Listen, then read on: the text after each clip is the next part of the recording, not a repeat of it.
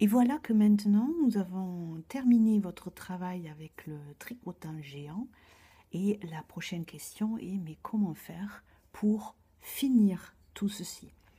Là aussi, c'est très simple. J'ai toutes mes mailles sur le grand tricotin. Et je continue à tricoter, mais cette fois-ci d'une façon un peu différente. Vous allez voir, je prends la maille et je tire le fil qui me reste à travers la maille. Et du coup, j'enlève la maille du tricotin. Et par contre, elle est sécurisée, puisqu'ici, hop, j'ai le fil qui traverse. Donc du coup, voilà, elle ne tombe pas, cette maille, et tout est fixé.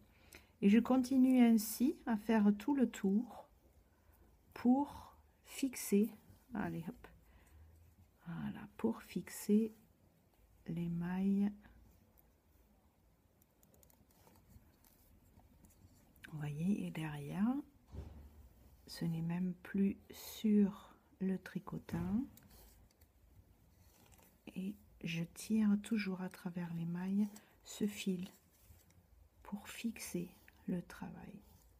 Ça a l'air un peu compliqué, c'est peut-être parce que je m'y prends mal. Je ne suis pas la reine des tricotins, mais voilà, vous allez voir, le principe est simple et il s'agit de ne pas perdre les mailles pour terminer le travail. Voilà, où est mon fil? Il est là.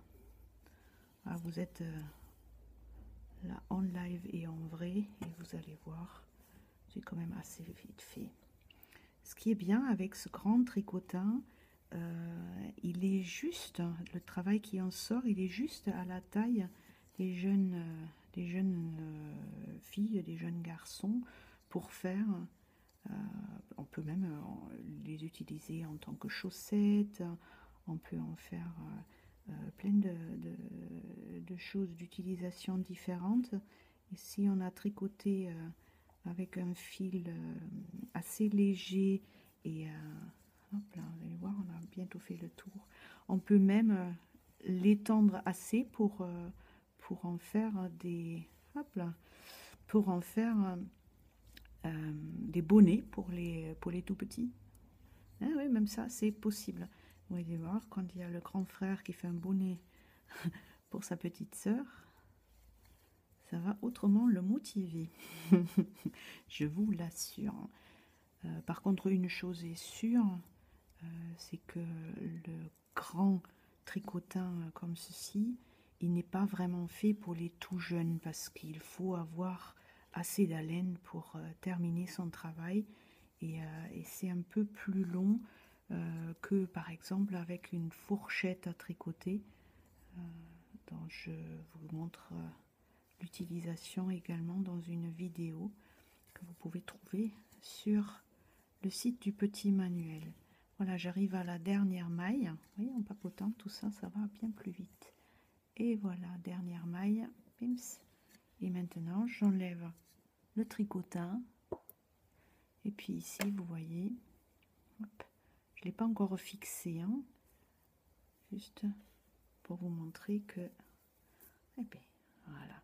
Ici, je n'ai qu'à faire un nœud et puis après avec une aiguille en cou l'intérieur pour ne pas le voir. Je ne sais pas si moi je passe à travers avec mes grosses mains, mais même moi ça va, regardez, hop là, comment il est beau.